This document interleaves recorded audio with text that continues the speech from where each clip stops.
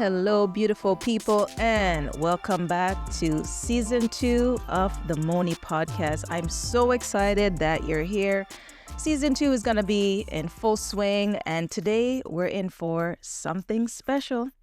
My guest today is someone I deeply admire, Nicole Salmon, author, pastor, speaker, mentor, and the woman behind so many powerful messages about purpose and authenticity. She's the author of Speak Your Way to Purpose and her latest, Courage and Confidence. And she's been helping women across the world step out of comfort and into their God-given identity. Today, we're going to get real about faith, doubt, identity, legacy, and how to live boldly in the calling God's placed on your life. Please help me welcome my guest, Nicole. Hey, Nicole. Hey, everyone. Welcome. It's such a blessing to have you here. It's so good to be here. I haven't seen you in a long time, but yeah, I know. Be here and we met on this type of occasion, but it's going to be good. Mm-hmm. I wanted to have you on the podcast today to talk about like where you're coming from, your journey, and how it all started. Tell us about your journey. What was life like before you embraced your calling? Mm-hmm. Wow, that's such a big question to answer. I'm never really sure where to start when I get asked that. I think that I'll just share what comes to mind. Yes. What comes to mind is a little girl who was raised in a very strict household.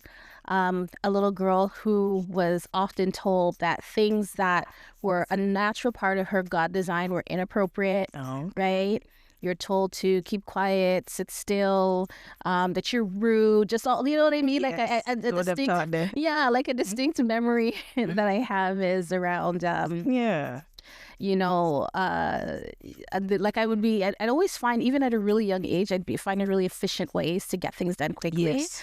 But it wasn't labeled that way. It was labeled as lazy. Lazy people always will find shortcut, that kind of thing. Yes, we know that. Yeah, and it wasn't until like adulthood and being processed and coming into purpose alignment that I understood my gifts and talents and all of those things. But I think I would describe the journey before that as really being one where very regimented, very much boxed in to fit everyone's expectation of what it meant to be appropriate. Okay. Yeah. You see? Appropriate. Mm-hmm. Exactly. Now, around that time, when did you first feel God nudging you towards ministry, leadership, or speaking? Elementary school. Elementary school? That's young. Yeah. Wow. I don't know if I think you were at my first book launch. I don't know if you remember. I was. Yeah. So one of my high school friends were there, and she stood up and she told a story about me being in like the 4th and 5th grade and holding Bible study at recess and preaching in the playground at lunchtime. So it was early. I mean, I wouldn't have used the words like calling in ministry, but it was very evident. And I always knew there was something different about me. And so I would say as early as elementary school. Wow. That's young. Yeah. That's really good, though. Yeah. And how did your earlier nonprofit community work shape the way you approach your current role? 100%. Nothing's wasted with God. Yes. And that's what I love about him. Like whether you spent 10 years as a ballerina and then you get called into, like nothing is wasted. And so those were the years of really putting structure to how I work with clients like I do now as a purpose alignment coach. I say like they don't know, but they financed ministry for me because it's where I was paid to become a certified life skills coach. Yeah, it was there. And so a lot of the training, the assessments, and all of the things that I use with my clients now, those years either paid for it or they were the field that I got to develop. Yeah. That's awesome. I have your book, and I really enjoyed it, the Speak Your Way to Purpose. What prompted you to write that book, and what's one powerful message you hope people will we'll take from that. Yeah. So, God, like I'm real feisty. So when God speaks to me, He speaks to me like straight, direct, sir. Yeah. The same way I get it. the same way I dealt with. So He don't play, right, when it comes to me. And I remember, like, I went to Him like brokenhearted and all sad about something, and He was like, "Why are you coming to me about this again?" He said, "Have I not given you the words of life that have pulled you out of some of your deepest, darkest situations?" And He said, "Write it down and go back to those words and then speak them back to yourself." And so it was that season where He's just like, you don't have to wait for Sunday morning for an altar call. You don't have to wait for your therapy session. You don't have to wait for your bestie to answer your call. You can be the prophetic voice to turn around and speak back into your own life. And so, and so I started writing the lessons. And before I knew it, it was like, okay, I'm not just writing these for me. I'm writing them to help someone else to begin to have the words to speak purpose, speak destiny back into their own lives. Yeah, because it was a really good book. I remember that book, and just the positive affirmations, they were just so timely. You just go through the next page and you just feel like, oh, this is me right here. This one's for me, So the next book that you have, Courage and Confidence. Yeah. I love that title. Love the title. It's your new work. Can you unpack what unboxing who you were created to be means for you and for some of our listeners? So for years, God had me and has me in the book of Genesis, because everything starts at the beginning, right? So you have Adam and Eve in the garden, in perfection, no sin, naked, enjoying life, enjoying each other, enjoying God. Sin enters the world, and the very first thing they do is they hide. Yes. And they cover themselves. And as we read through Scripture into the New Testament, into the Gospel, we see that humanity continues to be plagued with that same Adamic nature, which is to hide and to cover ourselves. That's true. And so unboxing, the concept of unboxing, it is a cry and an invitation to sit with ourselves, and more importantly, sit with Holy Spirit and really just go through all of it. The things we were taught in church, early messages we received in our childhood, voices that spoke to us at the job that shaped our identity, and now we see ourselves through the lens of a boss who hated us instead of as the victor that we really are. Like, this is an invitation to sit with God and unbox all of that. Is this something I'm keeping? Is this something I need to develop? Or is this something that needs to go? It's almost like you're moving. You know what I mean? Yeah. And you have those different boxes. Yeah. You label them where things are going, what's in, what's out. I love that. Really, really love that. Today, many people struggle with identity and comparing, fearing, doubting. How do you help someone move from fear to get the clarity in their identity in Christ? Truth, right? The scripture talks about perfect love casts out all fear. And so when we understand what truth is, so I in my coaching practice, I use something that I developed called the purpose clarity quotient. And purpose clarity quotient.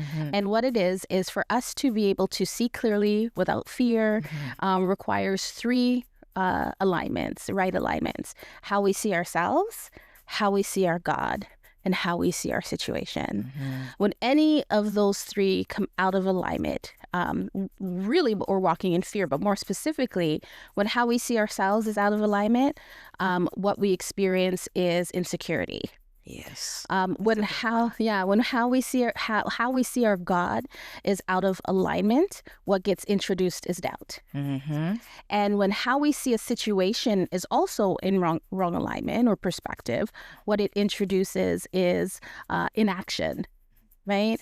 And so what I do is I introduce truth, the love of God, the truth that is in His Word, about who we are, about humanity, about a lot of the misconceptions we hold. So a lot of the principles that I use, even though it's faith-based, I work with companies that are not Christian, same principles, because God's Word, it applies everywhere. It applies everywhere.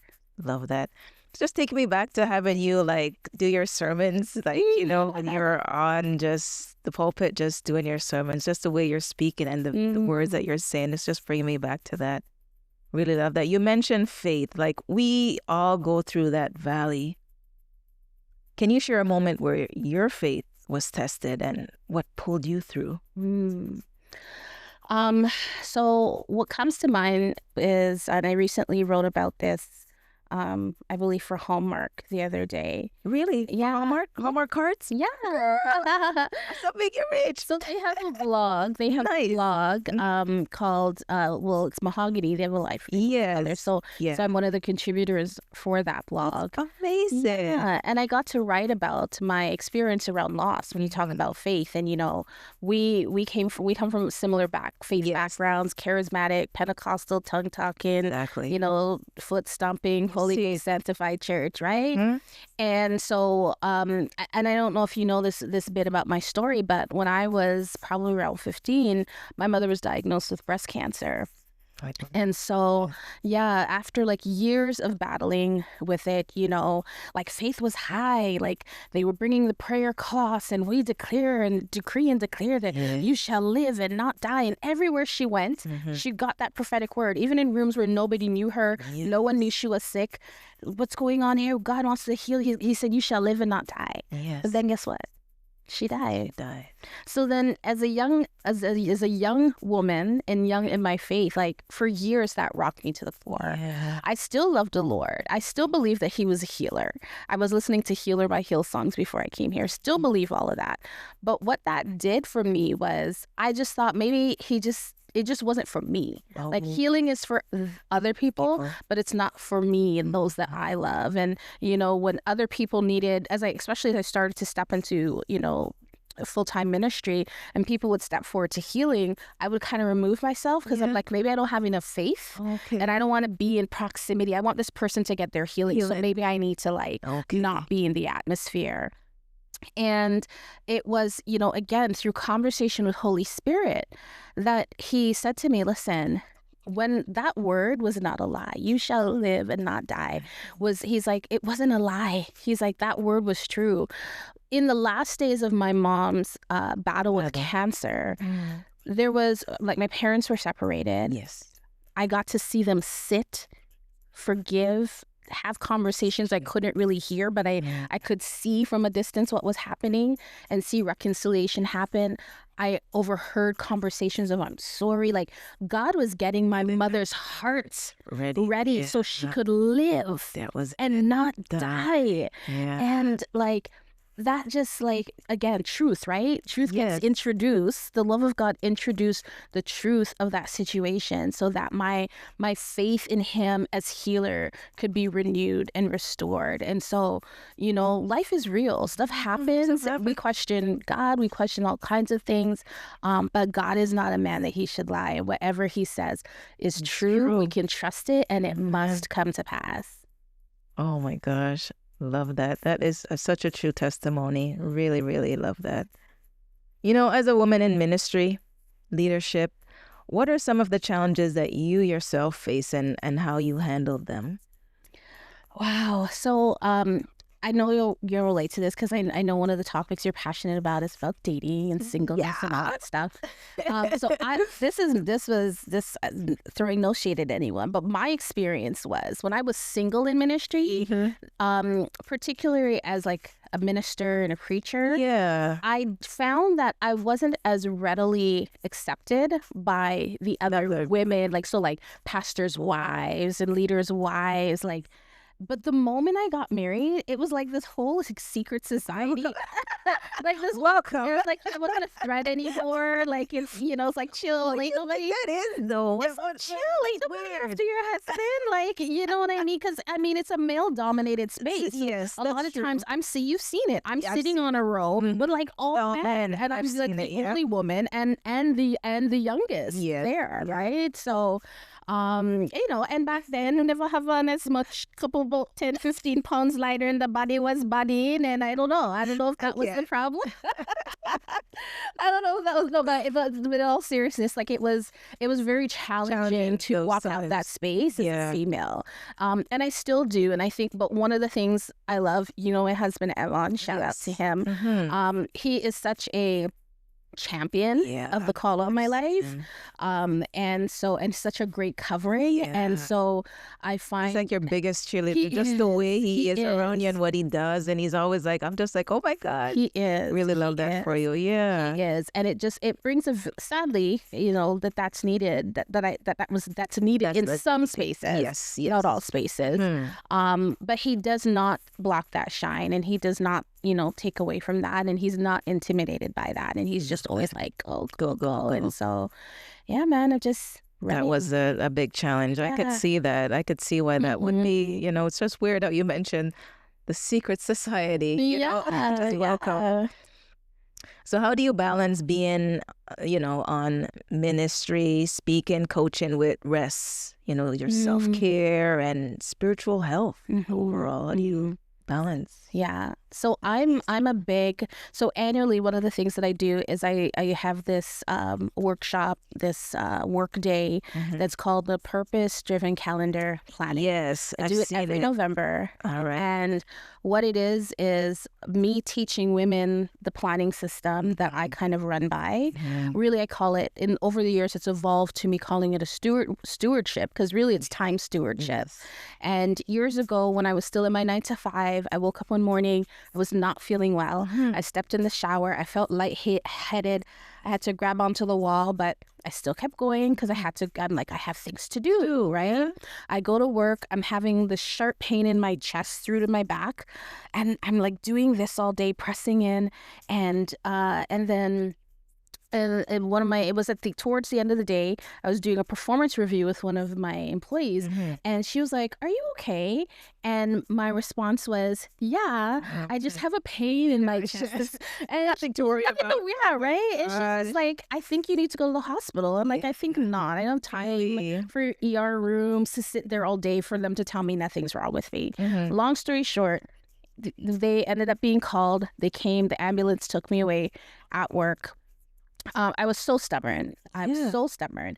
I did not want to get on the stretcher because I was just too cute for all of that. I was like, I'll walk in the front. Yeah, I'm like, you guys are going to wheel me out in front of all the staff and like the clients. I'm just like, and they're like, if something happens, it's a liability. Anyways, I get to the hospital, they do all the tests.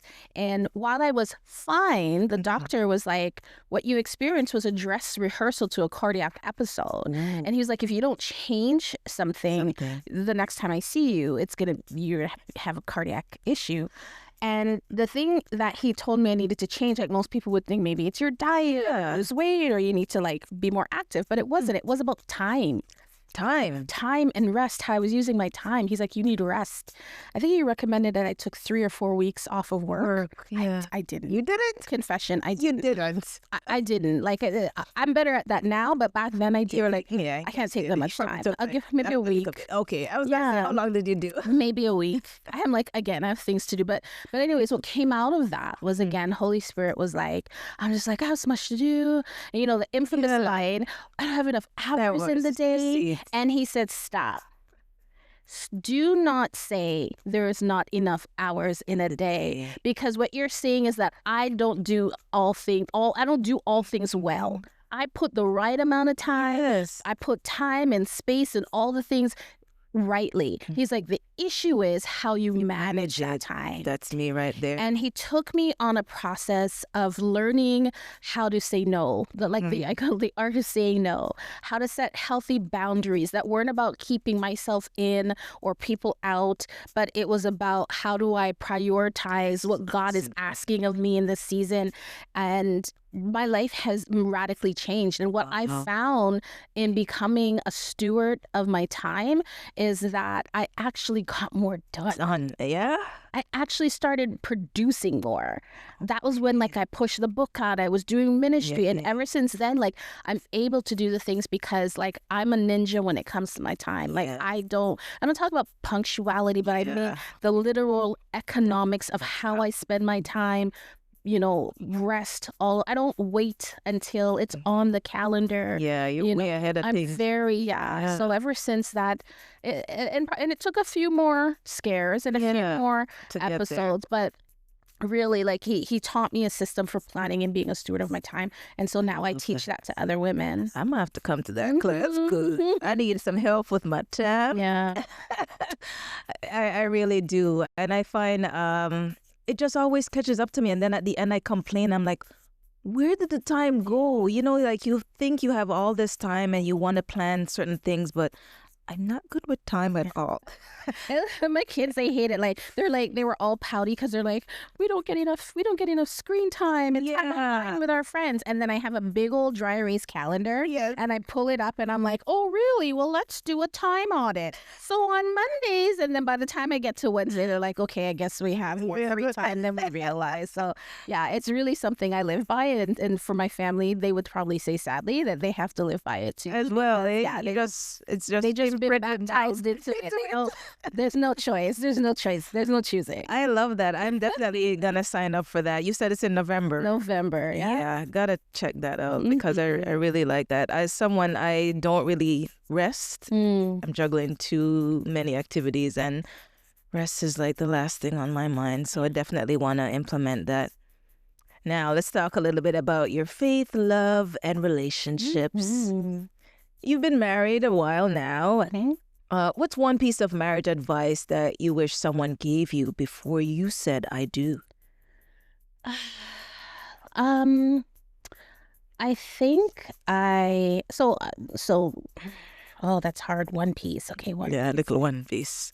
So it's kind of like an infomercial, because I have a lot of unpartnered friends, and they ask what do you have to say about that now? I think that people romanticize marriage. Yeah. As like, people romanticize marriage, and we always hear married people say marriage is hard. Yes. Right? I've heard that a lot. That's but everything is hard. Yeah. And I think the advice I would give is to understand that whatever your portion is, whether it's single, whether it's, you're in your dating season or you're married, it's all hard. It has blessings and it has burdens. You just have to choose your heart, and understand. It's not an answer. It's not a solution. It's not the prize. I don't feel that it's the prize. No. Our first vacation that we went on together, when I was single, my girlfriends would want to plan a girlfriend's trip, and I'm like, I'm tired of the girlfriend's trip. I don't want to go on no vacation in life with no bikini with my girlfriends. I want to be with a man. I want my romantic walks on the beach. Like, I'm tired of the girlfriend business now, right? It's true. So I go on the first vacation with my husband. Yes. And it was just okay. It's not the same. It's not the same. And I saw these two young girls on vacation. I was like, and it reminded me of my best friend. And oh, look at that. Yeah, it was nice. It was different. Yes. So yeah, it's different. I would say marriage. That's it. Marriage is not better. It's different. And so whether you're single or you're married, you're going to have to learn how to hold your heart. Hold your heart. Yeah. I love that. It's different. Yeah. I remember. I don't know if you remember this, but there was a time where you were preaching at church, and before you got into your sermon, you said that you were declaring this time. You're white. Yeah, white. We had a picture. Oh my God. I have a picture of me after that sermon. Before she started her sermon, she says, I'm declaring this time next year that I'll be married. And, like she said, not a single thing. Yeah. I don't remember if it happened So let me tell you. Yeah. So the funny thing is, I'm a little bit of a comedian. If I had it in another life, we were like, we claim it for you. I was saying it as a joke because it was Single Sunday, and it was wear your blue and white. I'm up there, my blue and white. So I was kind of like, this is a lot. I'm resigning this blue and white, right? So I said it as a joke. So I did not get married the next year, but that same year was the year I met my husband. I didn't meet him as my husband. I didn't meet him as we met at work. Okay. But so it's the year he started at the place where I work. Position. Wasn't right.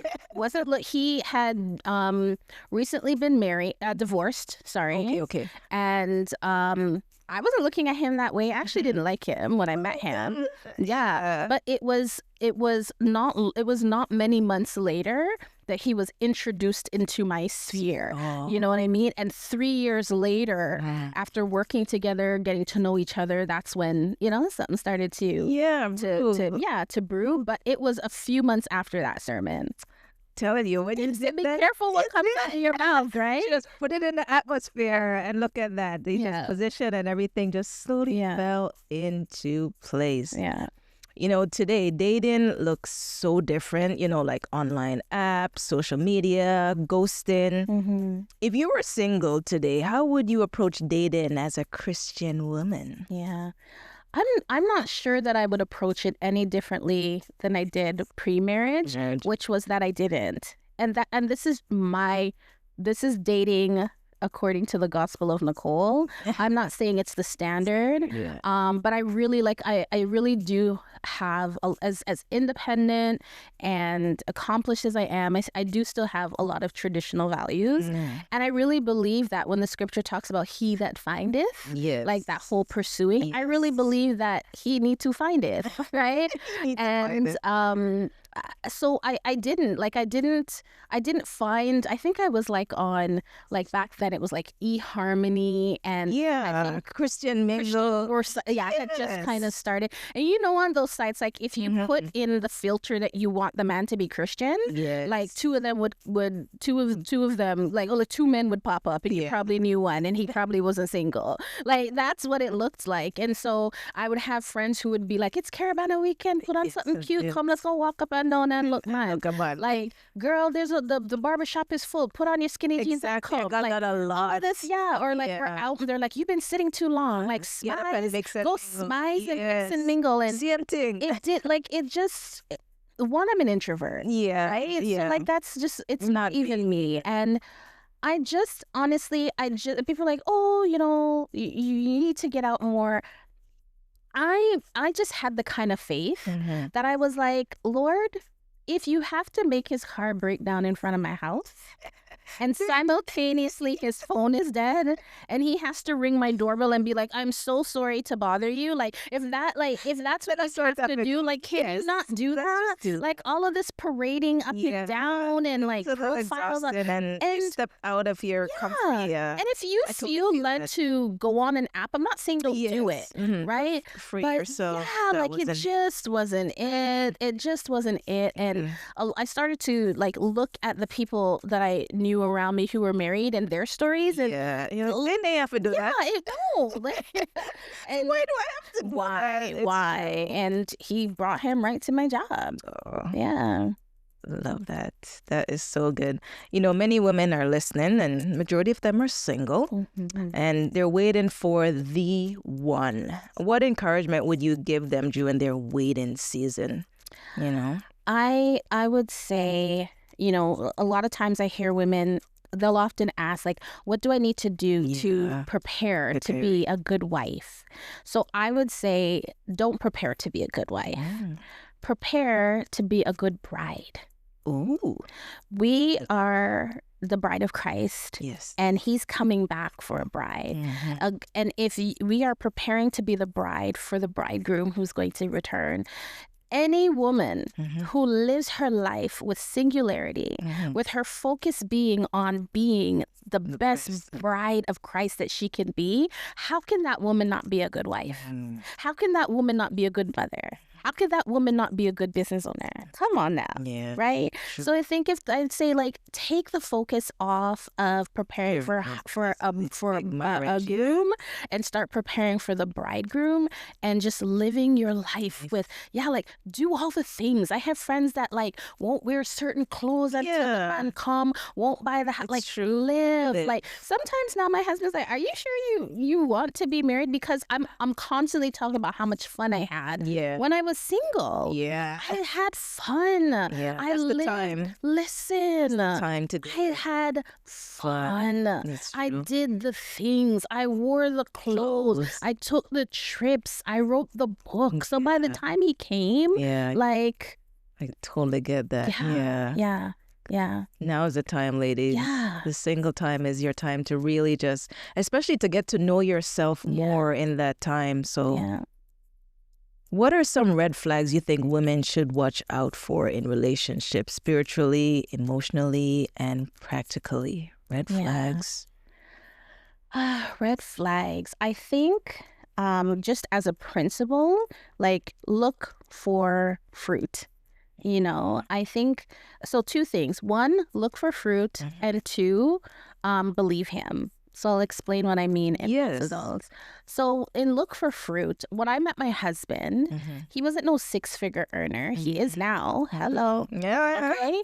But he was not when I met him. I was making more money than him. Yeah. I was living on my own. He was living in a basement apartment. Like, and I can share this part of his story openly because he shares it. Yes. You know what I mean? Like, he was in a situation.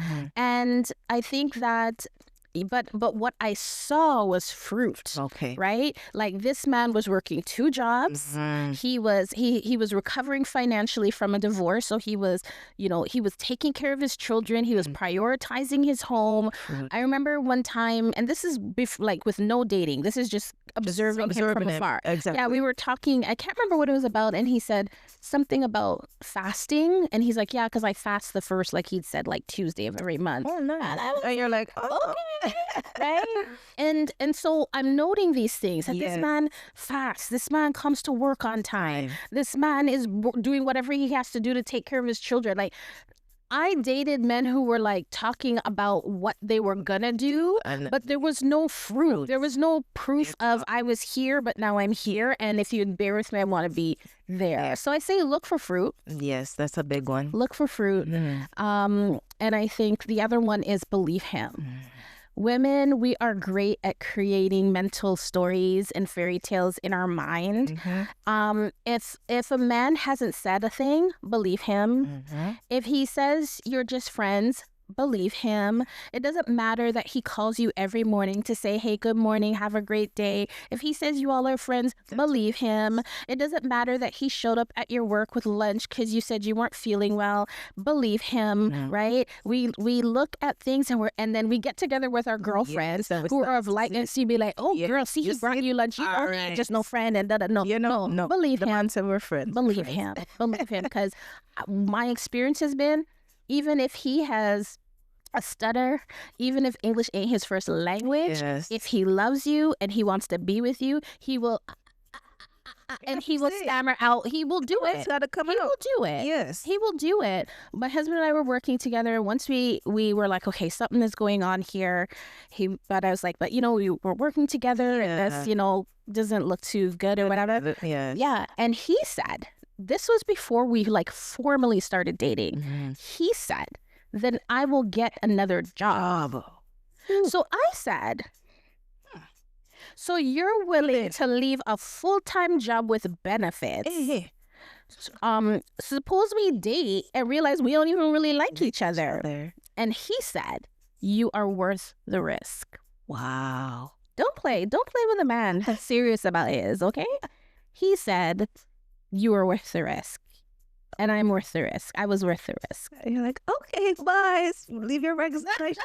That's it. He resigned. It's worth it. He resigned. That's how you know. He resigned. The next job paid him more than where he was. He was at that job not very long. He hated it. And so he found another job. And that job paid him more than that job. And while he was there, the job he actually really wanted reached out to him. And then that job paid him more. And I remember he invited me to go with him to, it was downtown to the head office to where he had to sign the employment contract. And I went with him. And this was we were still in the dating phase at this point. And I remember I walked up and down Wellington in front of the building, and I decreed. Don't play with me. You what you're gonna say. Don't play with the woman of God and I said, I speak divine acceleration. I said, this isn't even your job. They're gonna have to develop a position for you. I said divine acceleration, and within a year, the man had been promoted 2 times and was out earning me by the time we got married. Oh my gosh. I got goosebumps. Believe Oh my him. gosh. Look for fruit. Believe him. Love that. Yeah. You see, and he said that you were worth it, and he Yeah. just went out. He didn't even know that these were going to be the thing. Yeah. Sometimes you just have to step out. Yeah. He that Step in. findeth, he that findeth, he initiated, he that findeth a wife, findeth a good thing and obtains favor of the Lord. Amen. Yeah. Love that. I know y'all got goosebumps from that one. You know, like on the flip side, what are some green flags that points to a healthy, God-centered partner? I believe you touch on a little bit in your answer there, but any other green flags that you could say that we should see and be like, you know, this is, someone I should consider maybe exploring. He doesn't keep you a secret. That's a big one. Yes. That's a big one. Yes. Yes. He brings you around friends and family. Right? He doesn't take long to define what it is. What's going on here? Yeah. He's not afraid of conversations about commitment. You know, this feeling of, oh, I don't want to bring up because I don't want to scare him away. If you bringing up the future with him, you know, like, yeah, like he's not afraid. He initiates those conversations. Yeah. And some of like what I said, like you see fruit, you know, like he's moving towards something in his life. He's moving towards something with you. He has a relationship with the Lord. Like, I'm not talking about he goes to church. Yeah. Right. True. And you know, like when I met my husband, I was already an ordained minister. That's right. But I didn't need a minister. People always wondered what kind of man I would marry. But like I didn't need a minister. Like I love tattoos. I always thought like my husband would have like tattoos coming up his neck and like all this, you know, the bad boy of the church. But like I didn't need him to be a minister. I was just like, I need him to have a relationship with Jesus Christ. What did that mean for me? That means that his life looks like he has been with Jesus.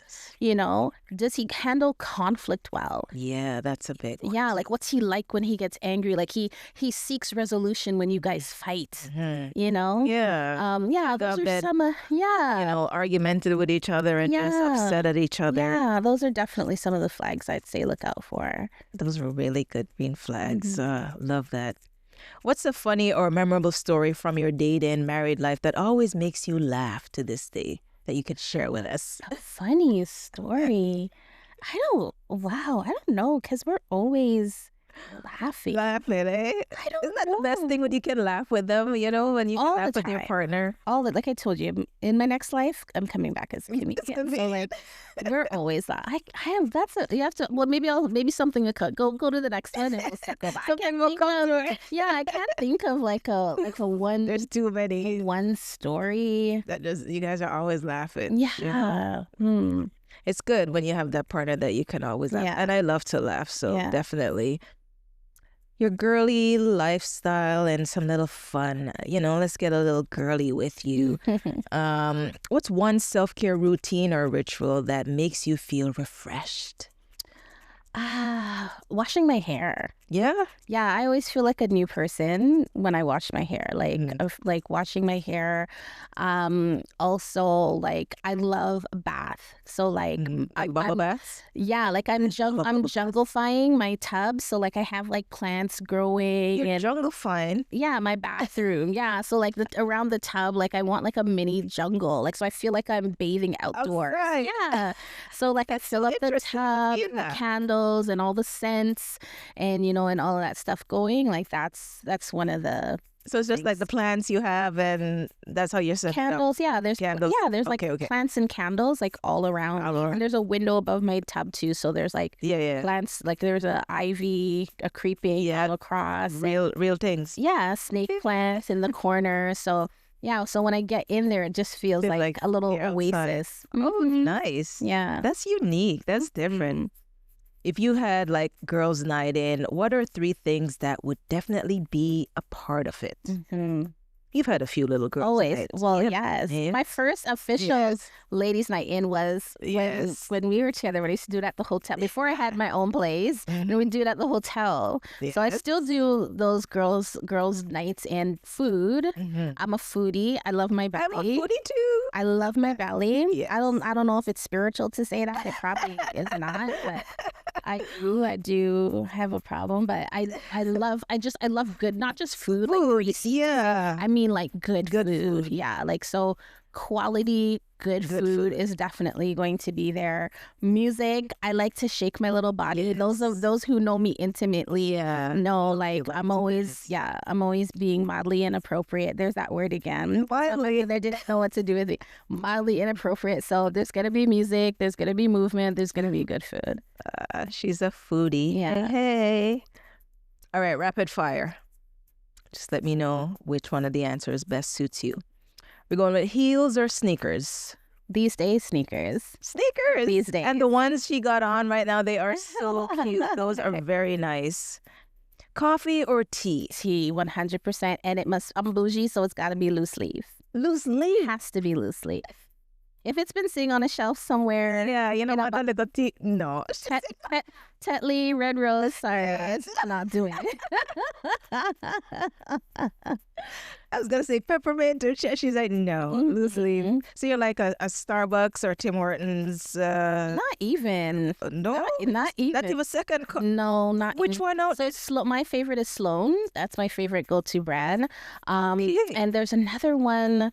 I think it's called Elora teas. I'm probably getting it wrong, but yeah, like those are top of top. Yeah, teas. Okay. yeah. Those are the kind of tea where you can steep it and you can do 3 pots and still get that fragrance and flavor. Nice. Yeah.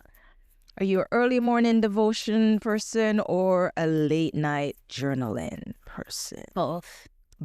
All right, elaborate a little for me on that. So I'm an early morning, talk to God before my feet touch the ground kind of person. Yes. But usually midday or at the end of the day, I also like to talk to God through journaling. Yeah.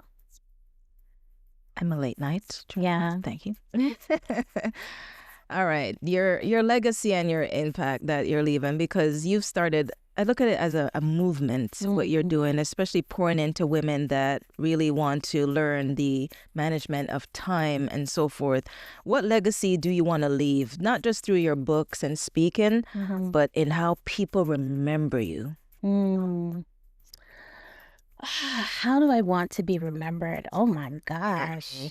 Wow. I just feel like this is going to be playing at my funeral someday. And don't worry, I'm like morbid like that. I have a file called funeral where I'm like, this song will be real nice when they bring it in my casket. It's real nice. So, but how do I want to be remembered? I want to be remembered as someone who lived fearlessly. Yes. And that fearlessness incited the same courage and confidence in other women. Yeah. That's perfect. It really sums you up. I was thinking that you are so fearless. Thank you. What's next? What's a dream project or vision you believe God is pushing you towards in the coming year? Yeah. The 2 big things right now is health and home. So you asked about rest and self-care and routines, and God just really has me in a sabbatical season of it's just a season of rest and healing and health. And, we're a blended family of 5 kids. Yes. And so I feel like it's like pushing season. Like my motherhood cap is on tighter than it's ever been. Our youngest just turned 15. So we're trying to 15, 16, we're trying to get them out, through high school successfully. And then the who's next? Then the 18 and 24-year-old who has finished, we're trying to push them through figuring out what to do. And then the 26-year-old, we're trying to get him just healing and focused on his manhood and identity. And so there's just a lot of mama work in this season, and I've shifted gears, and I'm learning to do that with pride and with honor and with the same fervence that I wrote books and mounted, pulpits. I want to mother with the same intensity. And then the second thing, so health and home and writing. Still writing. Gotta keep writing. I really feel like there's an oil on my life to write in this season, and I'm running with it. Yes. You have a lot more books to come. I can see that for you. For someone listening today who's stuck in comparison, fear, or confusion, what's one step they can take towards living boldly? Yeah, absolutely. So I think that usually, we hear about imposter syndrome. Is what we've labeled it nowadays. And really what that is the room recognizing who we are before we do. Right. And so if we can hold on to that and step with that, you know what I mean? Like, I think a lot of times we want to wait until we see it clearly, until we feel it boldly. But I always describe it this way. If you saw your next steps on a billboard, but it's blurry. Like if I stay here and I keep squinting, it's never gonna get any clearer. I have to go a little bit. I have to get closer. And so I say to that woman, like, if it's blurry, if you're unsure, you sense God calling you in a direction, but it's just not all the pieces of it lined up, take a step. Take a step. You're just never going to get clearer standing there. The prophecy is not going to just land in your lap, and the information isn't just there. But as you move in the direction that you sense God leading you, you get closer and closer. Then you go, all of a sudden, the things start to make sense and plug in. So I say to that woman, listen, the room already knows you're it. So just start moving in the direction. Start moving in that direction. Yeah. I really love that. We got to go back to that question before I get to the book in your hand. What's the funny or memorable story? God. You were supposed to be thinking of one. I don't want to leave it. Okay, funny story. Oh, okay. We were dating. This is what I'm like. You're dating when. We were dating, and I was hanging out at his place, and I got sick. Like, we were watching a movie, and when you just feel the cold coming down on you. And I just got really, really sick. And so he made me, we both come from Jamaican parentage, so he crush up garlic and lemon and all the whole concoction. And he gave that to me to drink, and then I just knocked out. Like, I was sweating it. I knocked out, and I fell asleep. But then. Here we go. I'm not ready yet. You snored. I started passing gas in my sleep, and it was the most garlicky, embarrassing, and it was all night I was passing this garlicky. You sure this? Yeah. And then I woke up, and I was like, wow, if you can be sick with your person, and it just be and he was not say nothing. Girl, he woke up and made me porridge, and it was just like, oh my gosh, I fell asleep at this man's house. I'm sweaty, I'm garlicky, so I think that's a funny memory. That's definitely a keeper. That doesn't scare me. Didn't be like, no, and I'm like, I think we're officially a couple. It's official. Is it too much? No, you've seen it all. You've seen it all. I have to keep you. I have to keep you. Oh my God. You can't go anywhere with those. But I mean, I just shared it on your podcast, so everybody, all my business. Now you got just all my business out in the street. See what I mean by raw? Authentic people. We're keeping it raw and real for you guys. It doesn't get any better than that. Now, the book that you have, if you can just show our viewers, you want to read a little snippet from it? I thought about, so on the topic of, authenticity, chapter 4, I believe, is it chapter 4? I think it's chapter 4 of the book. I talk about the box that you were given. But anyways, I'll read this portion. So this is me talking about the first time I had, as a single mom, that I had the summer off because my dad took my son, and I was left alone for the first time after years of mothering with them. Yes. Here we go. So the Apostle Paul wrote, "But he said to me, my grace is sufficient for you, for my power is made perfect in weakness. Therefore, I will boast all the more gladly of my weakness, so that the power of Christ may rest upon upon me. 2 Corinthians 12:9. And then I write, you need God's grace to muster up the courage to unpack your divorce, betrayal, abuse, breakup, sickness, child's death, unwanted pregnancy, financial hardship, flunking out of school, being let down by a parent, failing to live up to your own or others' expectations, or simply life plans that didn't go your way. This does not only apply to past experiences. With every new impactful moment, you will need to pause and reposition yourself so that your created identity remains clear and not crushed, because clarity gives you the ability to choose wisely. Love that. Clarity gives you the ability to choose wisely. Yeah. And where can people find your book? Everywhere books are sold: Amazon, Indigo, Barnes and Nobles if you're in the States, and if you libraries, and if you walk into your local chapters and it's not there, tell them to get it there. But yeah, anywhere you would normally get your books, you can get yourself a copy of Courage and Confidence. Courage and Confidence. I hope you guys enjoyed that little snippet from the book, Courage and Confidence. This brings us to a segment of our show called Good Things Are Coming. And it's a segment of our show where we leave our listeners or viewers with a positive affirmation to get you through the week. So I'm going to start off by saying one, and then I'll ask Nicole to do one as well. Good things are coming because God is still writing your story and he's not done with you yet. Nicole, just go ahead with a little good things are coming, ... Yeah, good things are coming because where you are is not who you are. Ooh, snap. Love that. Love that. This was good. Honestly, it was so refreshing to have you share your story, your journey, and where you're coming from. I just really, it's such an honor to have you in my studio today, and hoping that we'll be able to connect in November. I'm going to sign up for that. Yes, I'm definitely going to sign up for that. You. Yes. So thank you so much for joining me today, and your wisdom, your authenticity, and your ways of how you pour into us has been such a blessing. Thank you. And I know our listeners are walking away with something they can apply to their own lives right now. Keep shining. Keep leading and keep living so boldly and beautifully. We appreciate you. Thank you. All right, so my listeners, don't forget to subscribe below so that you don't miss any episode. Until next time, bye for now.